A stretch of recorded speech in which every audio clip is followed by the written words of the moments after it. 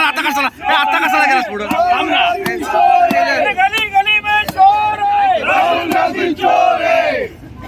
काय करतो पार्टी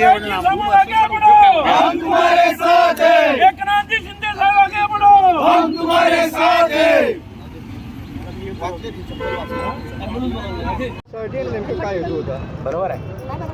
दिल्लीला भारत सभा मंडपमध्ये दिनांक 16 ते 20 AI इम्पॅक्ट समिट 2026 भारत देशाचे माननीय पंतप्रधान नरेंद्र मोदीजी यांच्या मार्गदर्शनाखाली हे समिट होत आहे.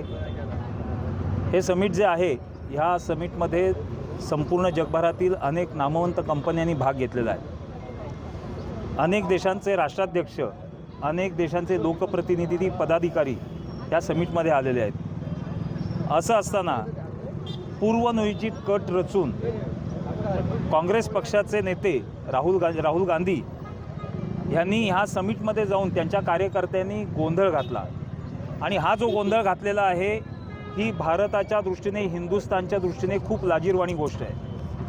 आपल्या जगभरात आपल्या भारत देशाचं, हिंदुस्थानचं नाव अगदी वरपर्यंत जात असताना अशा गोष्टी पूर्वनियोजित कट रचून कुठला तरी मागचा द्वेष कुठला तरी डोळ्यासमोर आणून अशा प्रकारची लांछनास्पद गोष्ट करणे ही खरोखरच वाईट गोष्ट आहे. आणि संपूर्ण जगभरात काँग्रेस पक्षाविषयी नाराजी निर्माण झालेली आहे.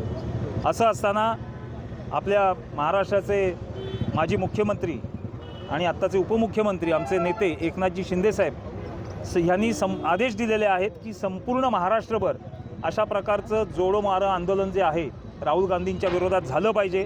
त्याप्रमाणे माननीय नामदार उदयजी सामंत साहेब, भैयासाहेब सामंत यांच्या मार्गदर्शनाखाली, त्यांच्या आदेशानुसार आम्ही इथे रत्नागिरी जिल्हा शिवसेनेतर्फे आम्ही हे आंदोलन केलेलं आहे.